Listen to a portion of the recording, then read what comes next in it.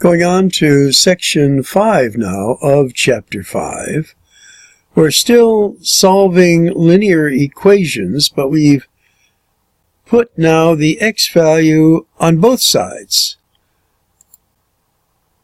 So a little bit more complicated, but again, following the same procedures. Whatever we do to one side, we do to the other. Try to get rid of fractions. Combine, get rid of parentheses, combine like terms, get all the letters on one side, numbers on the other, and continue until we solve it. So you can pause and read this if you like, but we'll show you what's going on here. So here, as we get into more and more challenging equations, we may want to look for some shortcuts. And as we see here, we have a variable on this side, a variable on this side. So we try to keep our variables positive. So if I subtract 2 here, subtract 2 here, then this just becomes 3x. Or just transpose that. On this side it becomes a negative 2. And now we're going to transpose this. On this side it becomes a negative 3. So this equals a negative 21. So again, depending how many intermediate steps you're going to show, as we move ahead to solve these, we're looking for shortcuts. So you could have subtracted 2, you get the 3x. Subtract 3, you get this. And then now, of course, you're just going to divide both sides by 3. And then x equals a negative 7.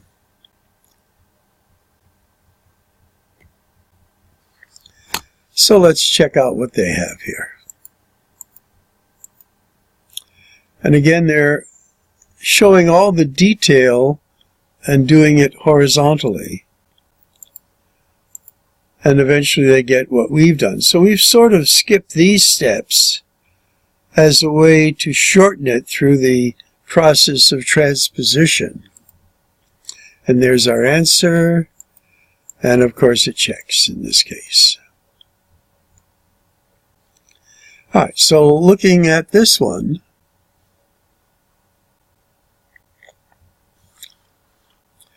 we want to group like terms on this side.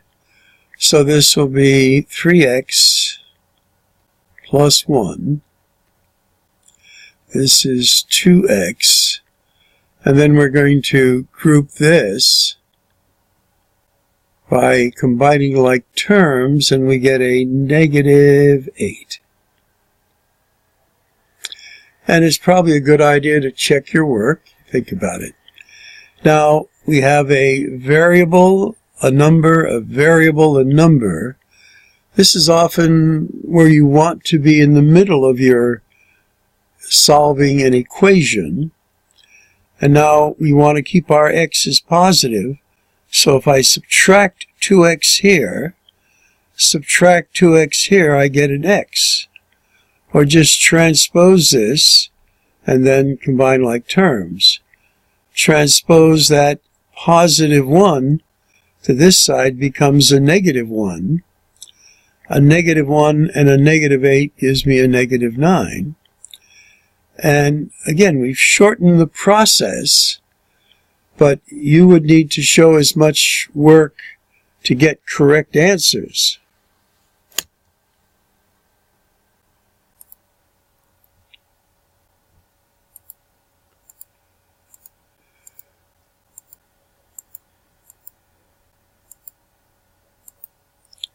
And again, lots of intermediate steps, but we're trying to show you a little shortcut there.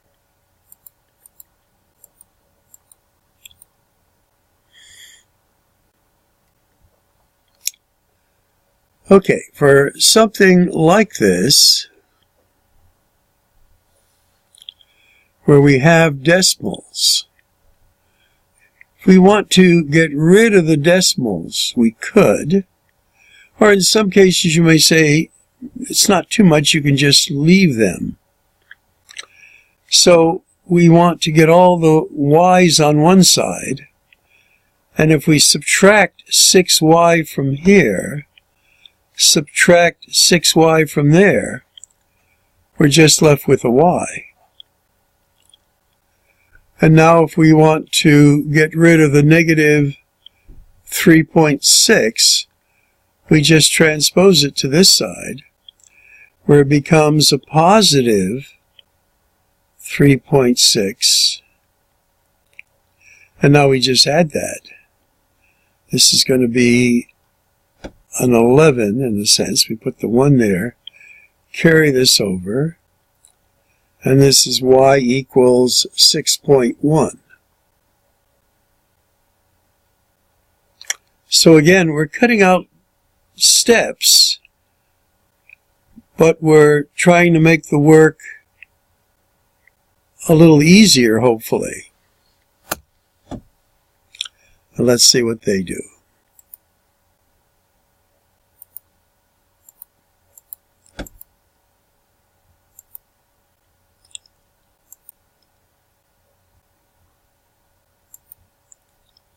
They did it a slightly different way, but the answer comes out the same.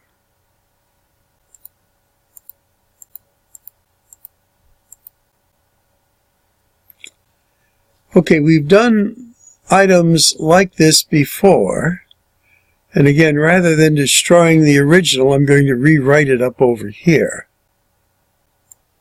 So I've rewritten it, and now we want to get rid of our fractions.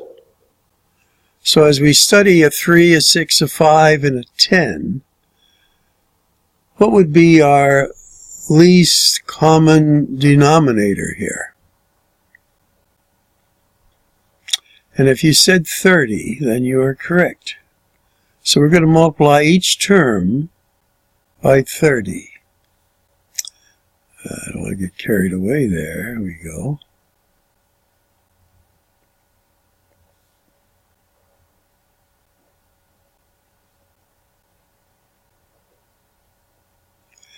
Now, 3 goes into 3 once, and this is a 10.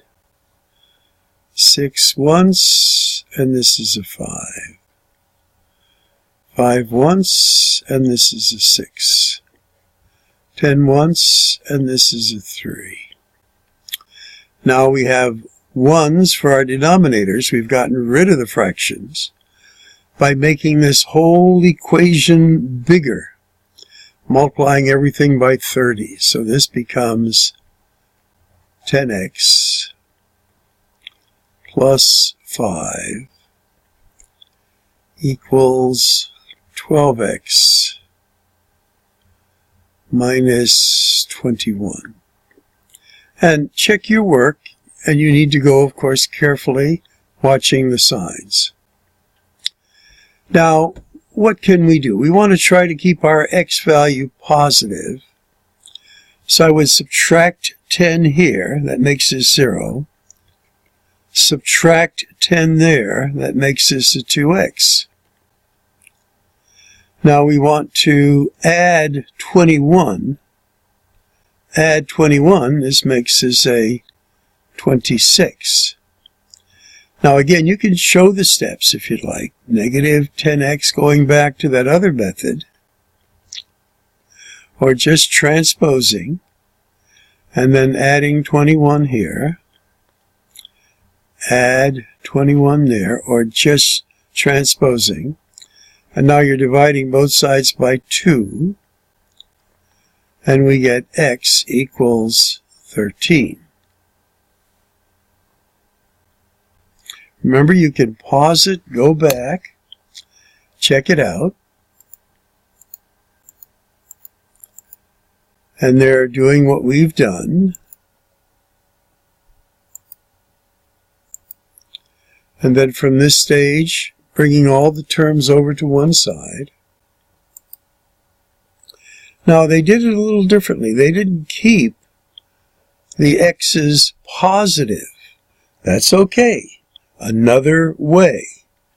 Now, when you divide by a -2, the key is sometimes people forget the negative signs along the way. You end up with the same answer. Okay, now in this one we have parentheses. So we need to clear parentheses. So we just do the distribution. This is going to be 2y minus 14 equals 4y plus 4, and then minus 26. So here we could combine like terms. 2y minus 14 equals 4y, and this now becomes a -22 once we combine these like terms.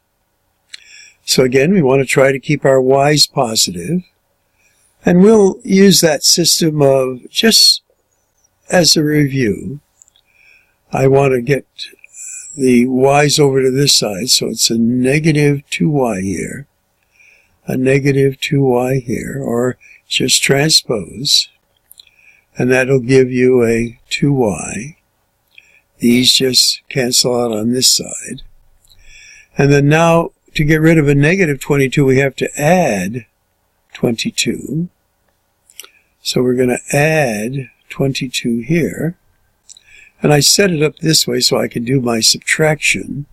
You may be using your calculator, but this is a 12, so 4 from 12 is 8.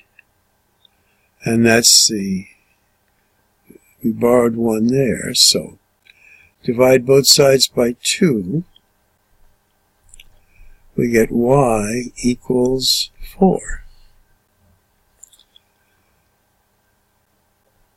Again, an important thing, get rid of the parentheses and be sure you multiply each of the terms inside the parenthesis. I've seen some students who will do the 4 here, 4y, but not do the 1. And of course you get the wrong answer.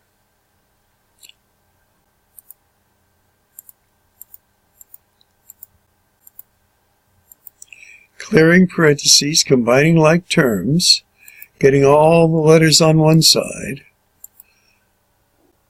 and now dividing both sides by 2, y equals 4. Continuing with another example, example B now. Take a moment to write this down and kind of follow along. So here we want to get rid of parentheses. So we need to carefully distribute. So this is -10x, -26 minus 2, a -18x. Negative times negative gives you a positive 12 minus 41. So that was our first step, and be careful about this. Check your signs.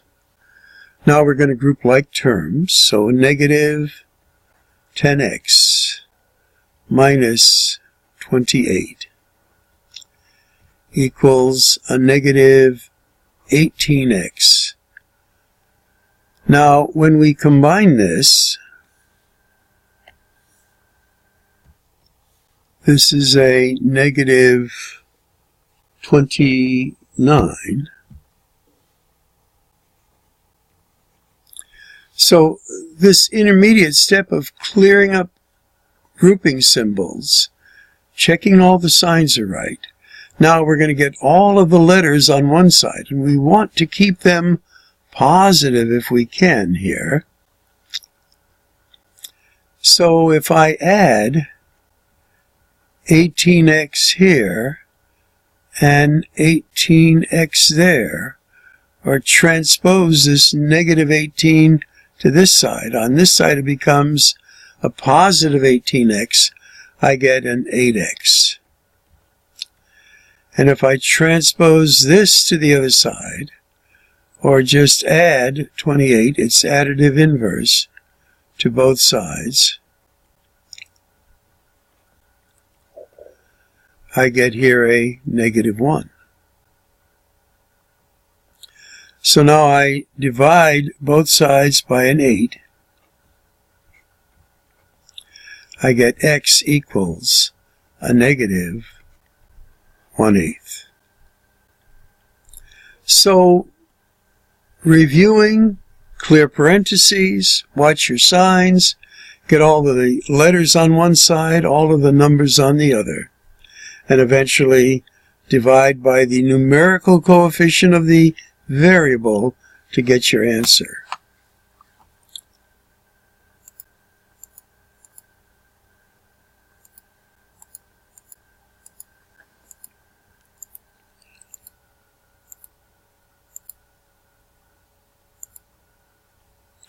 And there's where we are. Again, they're doing it horizontally, which is okay. And then eventually your answer. And that checks. Now, one of the other things that they're introducing here that I want to spend a little time on is sometimes when we solve an equation, or most of the times, we're going to get like x equals 3 or x equals a negative 1/8. That is the only value that makes that equation true. So when that happens, and write this in your notes, good quiz question, this type of equation, when there's only the one solution, we call that a conditional equation. Now, another kind of equation is something like this, where you get on one side 2x plus 1 equals 2x plus 1. And you'll notice what's on the left is exactly the same as what's on the right. And if you started to solve it, you might say, well, I'll subtract 2x from this side, and you subtract 2x from this side, and you then get 1 equals 1. Now that's a true statement. And if you subtracted 1 from both sides, you would get 0 equals 0. So in this case, we call these kinds of equations, what is on the left is exactly the same as what is on the right. We call that an identity.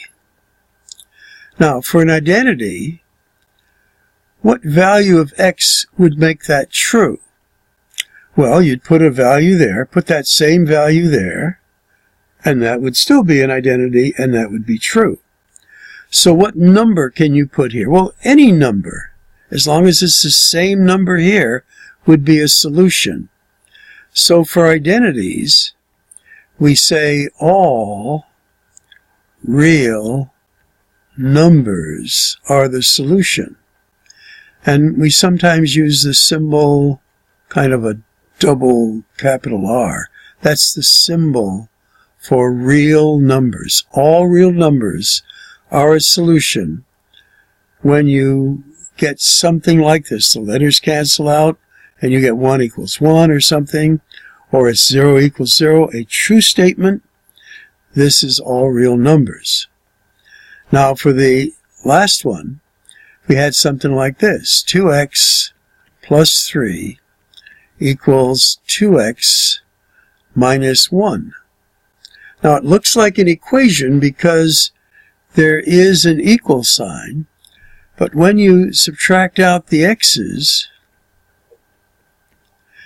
you're left with 3 equals negative 1.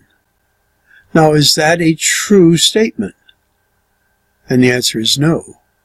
So when you solve an equation and you get something that's untrue, The letters cancel out, you get something that's untrue. This is what we call a contradiction. So, for contradictions, there is no value of x that you could put there that would make this true. So for this one, there is no solution. All right, so let's take a look at some of these, and we are to determine whether we have a conditional equation, an identity, or a contradiction. So in looking at this one, and we'll just follow along with what they have here. Here we're going to subtract 16 from both sides and get this. Divide both sides by 3, and we get that x equals a negative 9. So in this case, there is that one single answer that makes this equation true. So this is a conditional equation.